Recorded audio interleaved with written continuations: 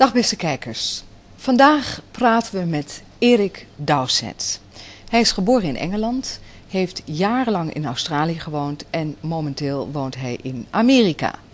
Je zou kunnen zeggen dat deze man een world traveler is geworden die eigenlijk zijn huis heeft waar zijn hart is. Welkom in ons programma. We're gonna talk English, by the way, because he is from England.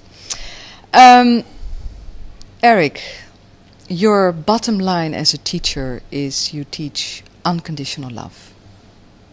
What is unconditional love?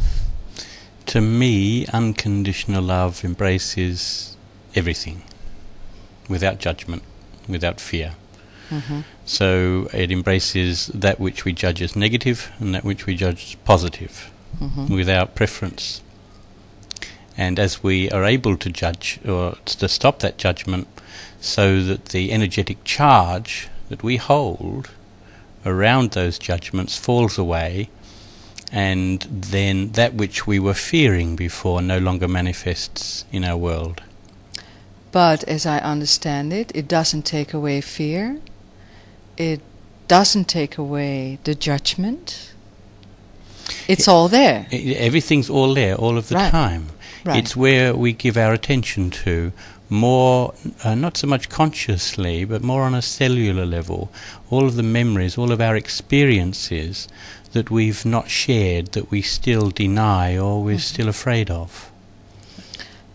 Okay, so, but I'm as a human being, and I think I know myself pretty okay. I mean, I've been doing my work and, so I noticed for me, I do still experience anger, and it's not something I can shovel under the table. Mm-hmm. It's a feeling, it's a force inside of me. I experience fear.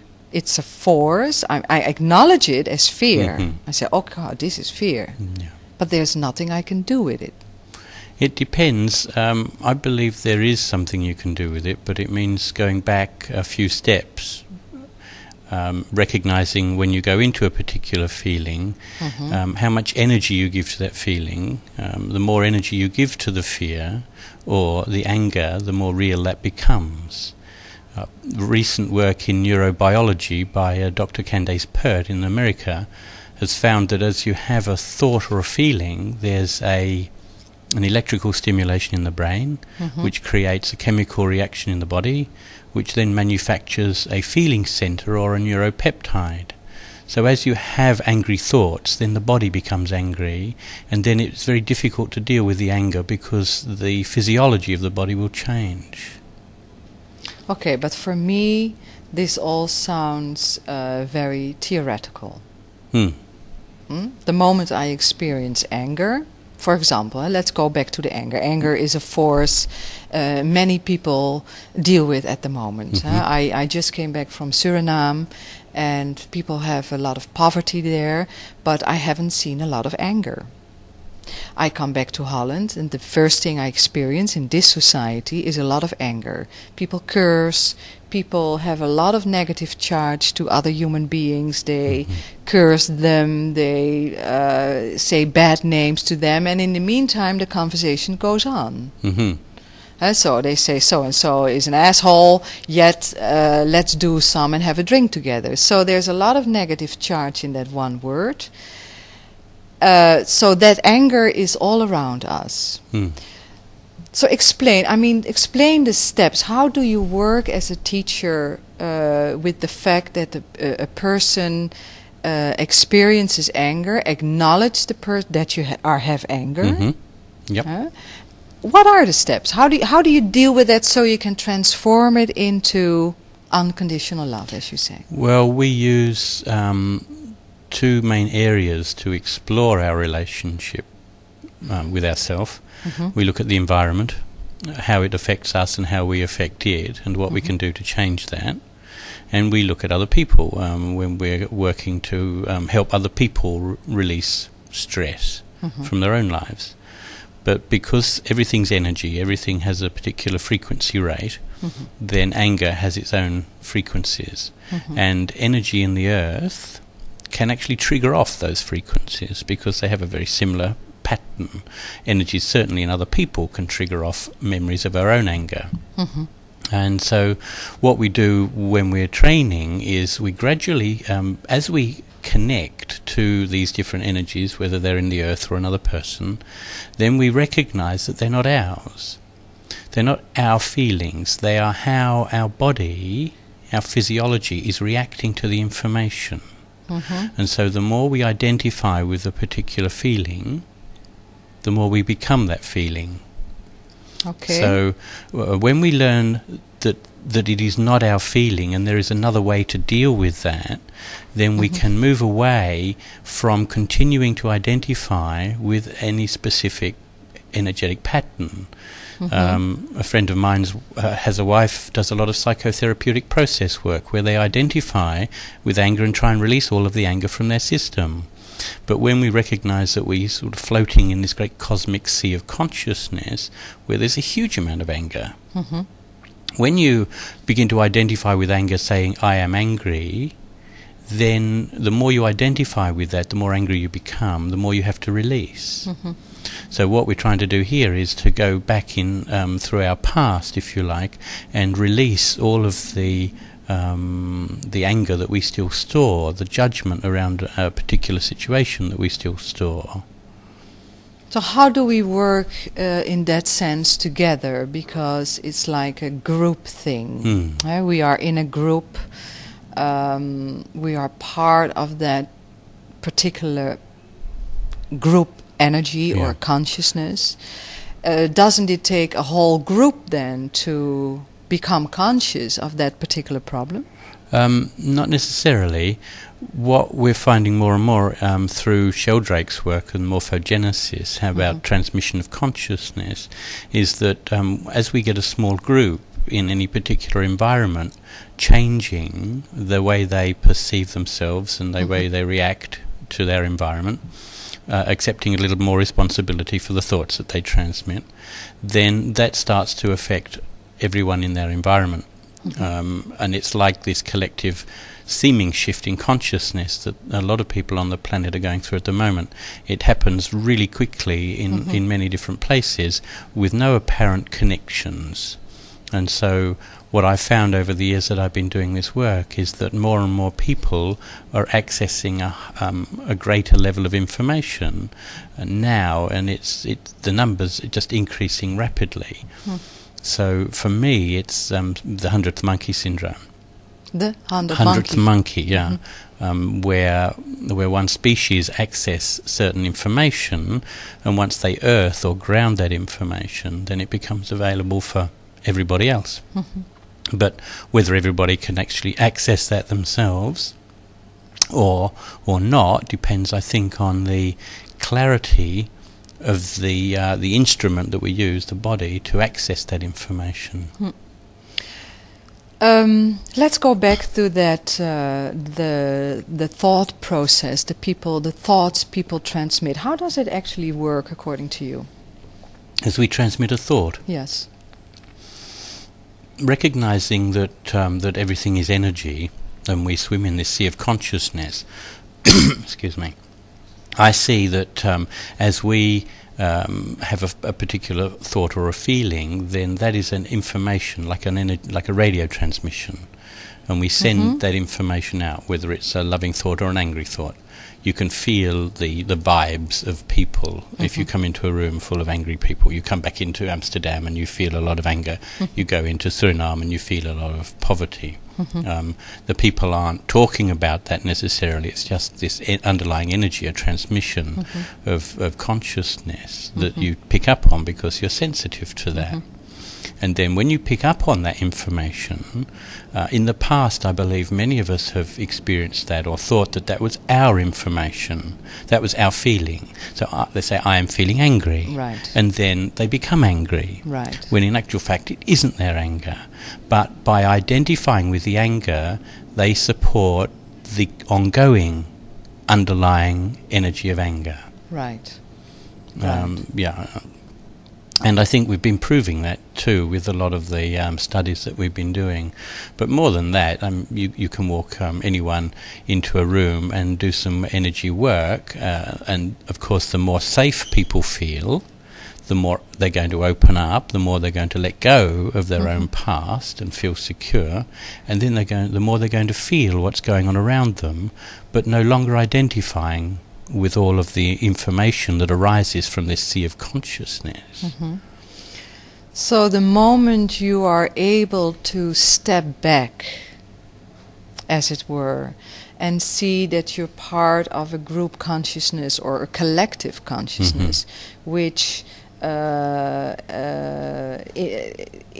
informs you about certain feelings. At the moment you step back out of that, what happens then? Well, I don't think it's you can step back all of a sudden, because our conditioning and our training tends to associate very much with the thoughts of who we are, the personality that we've established for ourselves. If we could immediately step outside of the personality and view ourselves objectively, then we'd probably be enlightened or something, and it would be a very different perspective of life. But what we're trying to do with the work is to allow people the tools to gradually step outside of that personality and see. So to me, what happens when you're not coming from a place of your own judgments and your own personality, you start to see a much bigger picture. And then judgment becomes really difficult, because you recognize that everybody is trying to come to the same place, essentially, achieve some peace, some happiness, some security inside. Whether or not people take that and then apply it to how they live in the world is a very different story, because it's not very easy to detach from your own drama, because first of all you don't recognize your inner drama, because that's who you are, that's your personality, this is who I am. But as you start to see that it is not who you are, it is simply how in the past you have identified with an experience, and then assuming you had trauma when you were a child and you couldn't deal with it because it was just too painful, so you shut it away, you lock it in a dark place, and that, to me, that becomes a part of the shadow, the individual shadow, that sooner or later will need to be processed or dealt with.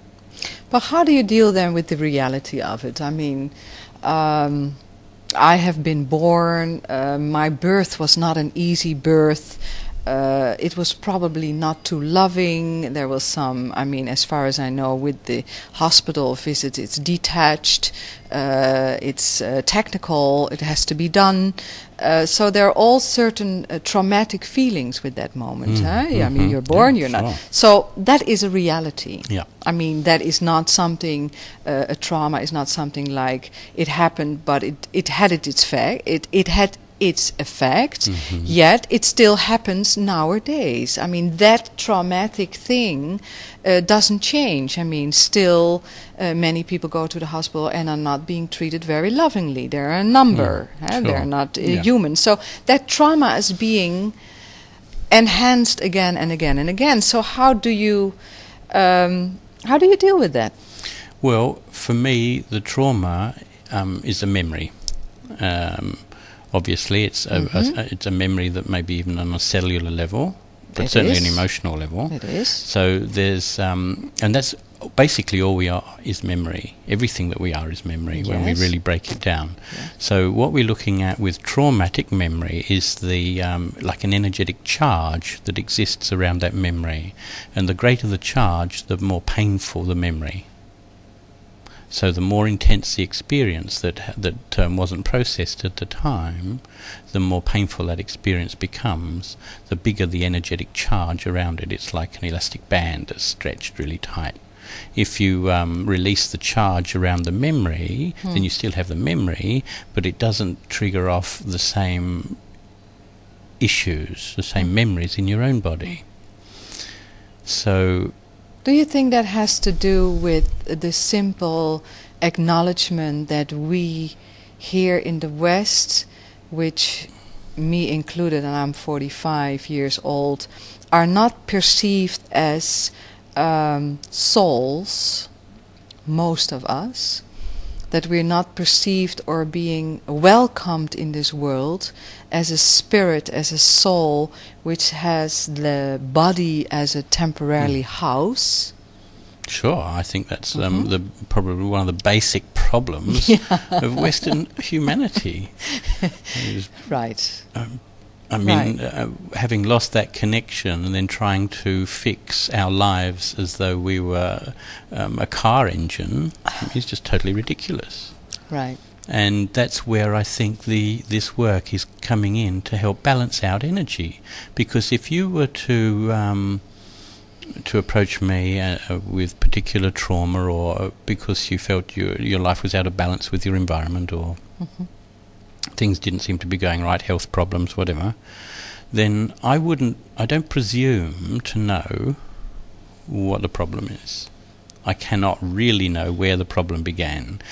We can talk about how symptoms manifest, but really, to me, that's what you've just explained with the West and the soul, a lack of soul or recognition of soul. So that's the bottom line for the problem, but how does one go about repairing that?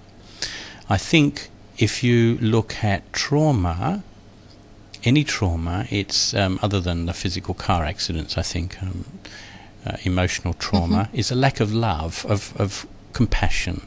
Sure. Okay? Sure. And so it doesn't matter when in time that happened, it's still here now as a part of you that has not been loved. Okay?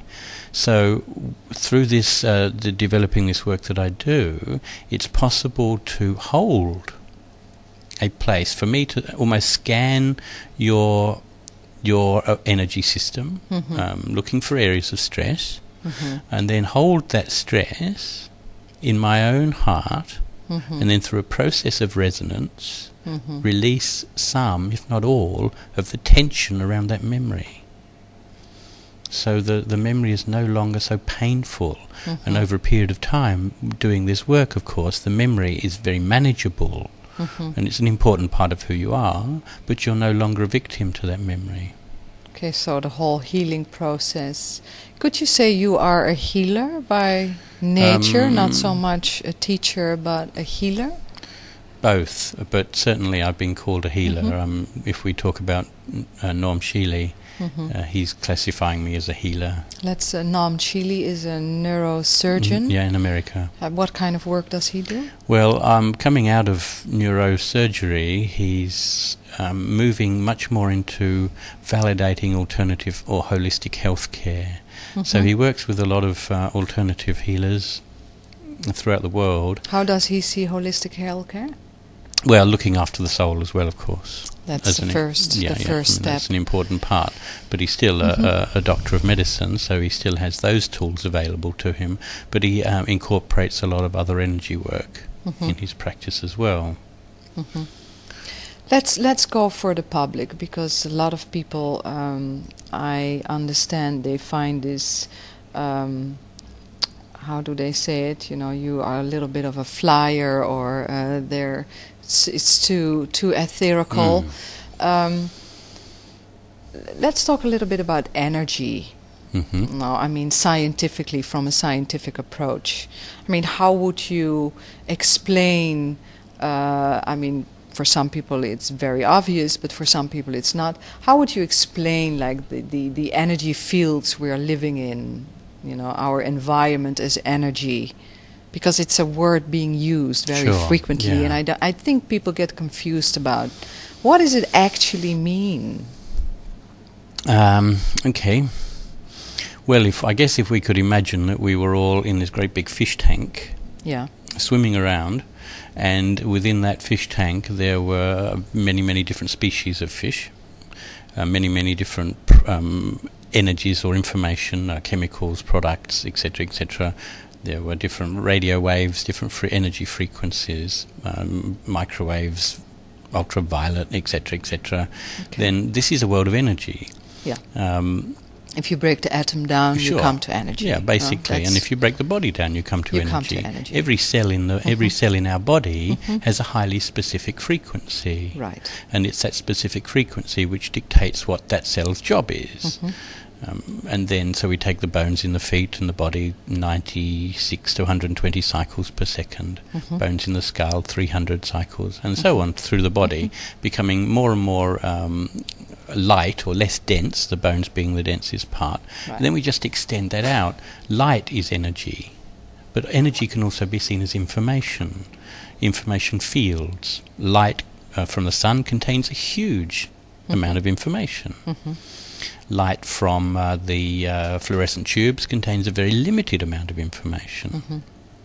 But then we have the cellular phone network. There's huge energy around the planet. The electromagnetic grid, the power supply all over the planet, it's energy as well. It's huge. Right. But emotion is energy. Emotion Right. is energy in motion. As you release an emotion, it's like a radio transmitting a signal, and then those people around you that happen to be sensitive or tuned into that particular signal will receive that information. Right. Whether they are conscious of it or not. Mostly That is the point. unconscious. Mostly unconscious. And that's Right. why we tend to identify with the feelings or the thoughts that arise in our own mind or own body, because we're not aware of when they entered or where they come from. Where could they come from? They can only come from me because I'm thinking them or I'm feeling them. And that's that separation, that concept that we're separate individual beings. Right. And of course physically we are. But in an energetic sense, We are not. we're all connected. Right. And that's Right. how the simple psychic phenomena works. I mean, if you've been in the house and the telephone's just about to ring and you know, this is so and I so. mean, what's happening knew. there? Right. That's that connection.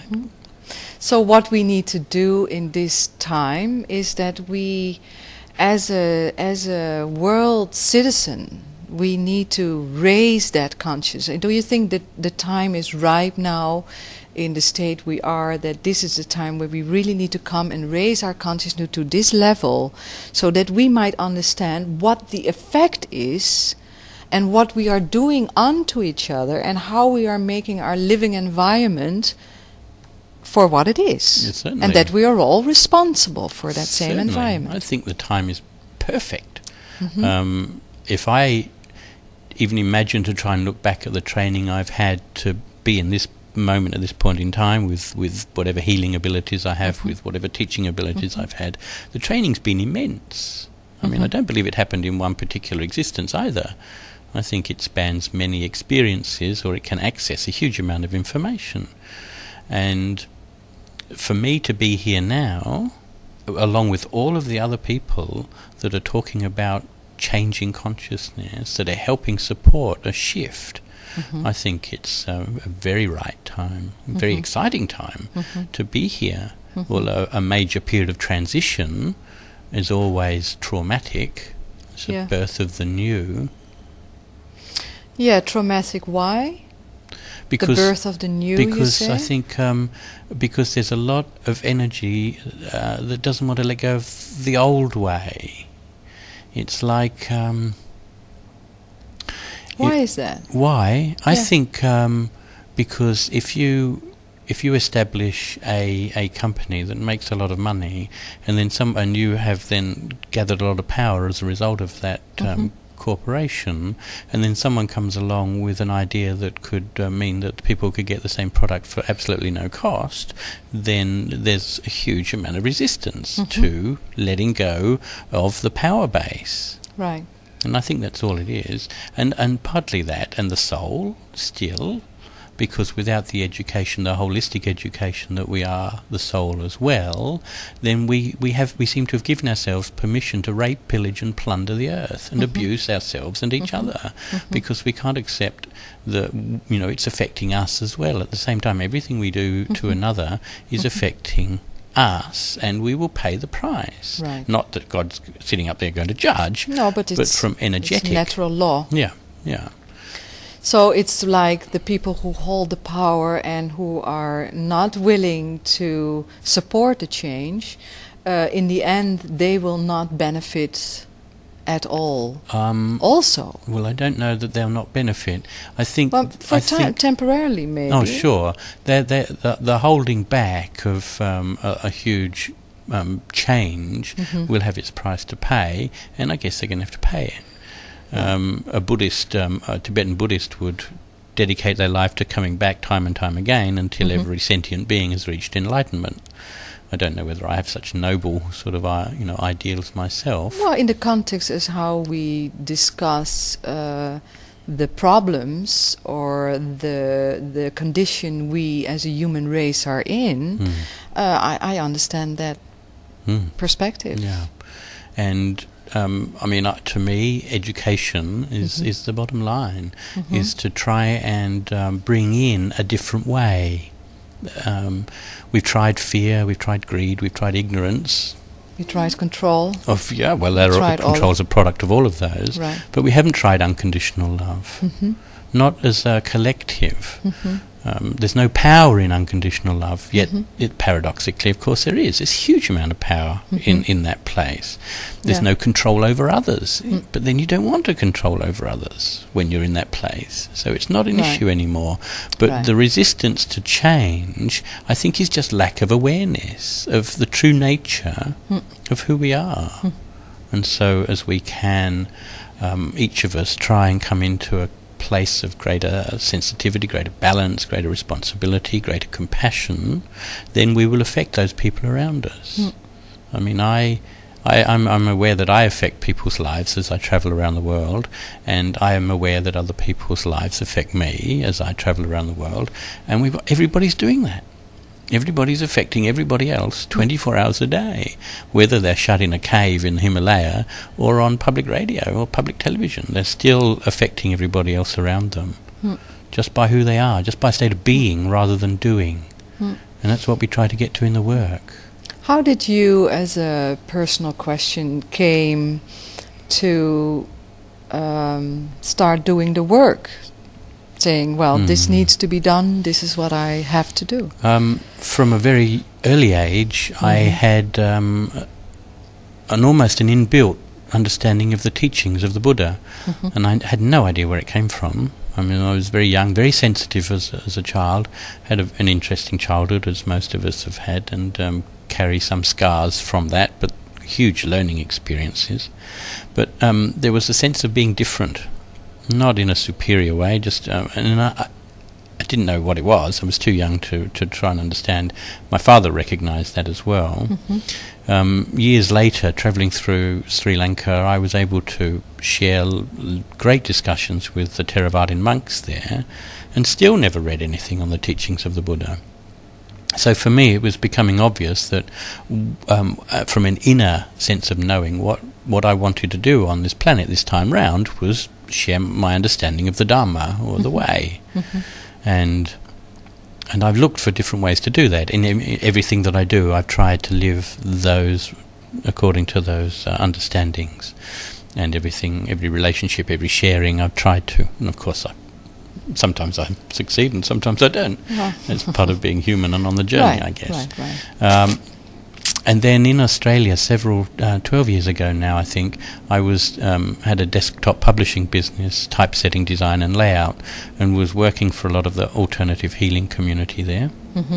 And through that I contacted some person that was presenting dowsing as a way to work with environmental energies. So then you dropped the device and worked on a mental level. Yes, it took me a long time to truly come to terms with what was happening, because it seemed to be very strange that one could go into an environment and simply by using the mind change the energy.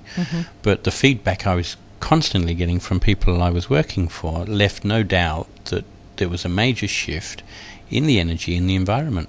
And of course, if I'm going into any environment without judging the energy as good or bad, then I'm not imposing my perceptions. So what is happening is I'm holding a place of compassion, which then allows stress to release. Now, whether that stress is in a person or in the earth or in electrical appliances, it doesn't matter.